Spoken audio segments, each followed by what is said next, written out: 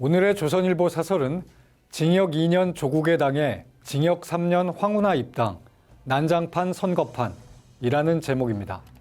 황운하 의원이 8일 민주당을 탈당해 조국혁신당에 입당했습니다. 황 의원은 울산시장 선거 개입 사건으로 1심에서 징역 3년형을 받은 사람입니다. 민주당은 황 의원을 공천 배제 쪽으로 검토했습니다. 그러자 황 의원은 당 지도부 부담을 덜어주겠다며 불출마를 선언했습니다.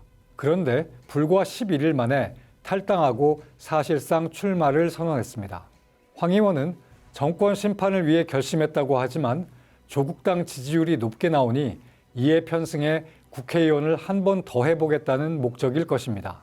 황 의원은 민주당 출마가 어려우니 조국혁신당 비례대표로 나오려는 것 아니냐는 질문에 당의 의견이 있을 것이라고 답했습니다. 시켜만 주면 하겠다는 뜻입니다. 조국당은 황 의원 합류로 국고보조금까지 받게 됐습니다. 황 의원은 4년 전 총선 때도 출마가 논란이 된 사람입니다. 당시 이미 울산 사건으로 기소된 상태였습니다. 황 의원은 울산경찰청장으로 상대당 시장에 대해 청부 수사를 한 혐의였습니다. 기소가 되면 사표가 수리되지 않습니다. 사표가 수리되지 않은 현직 경찰관의 선거 출마가 가능하냐는 의문이 제기됐지만 김명수 대법원은 그의 출마를 허용했습니다. 황 의원은 대전에서 당선됐고 1심 재판은 기소된 지 3년 10개월 만에야 나왔습니다. 재판부는 경찰 조직과 대통령 비서실의 공적 기능을 자신들의 정치적 이익을 위해 사적으로 이용한 것으로 선거 제도와 국민의 참정권을 위협한 중대 범죄라고 했습니다. 선거 제도와 국민 참정권을 위협한 사람이 국회의원에 당선돼 4년 임기를 채웠습니다. 임기 중에 징역 3년형을 받았는데 법정 구속이 되지 않으니 또 국회의원을 하겠다고 합니다. 이런데도 아무런 제재가 없습니다. 준연동형이라는 이상한 선거제도 탓에 금배지를 달 가능성도 있다고 합니다. 이게 정상적인 나라입니까?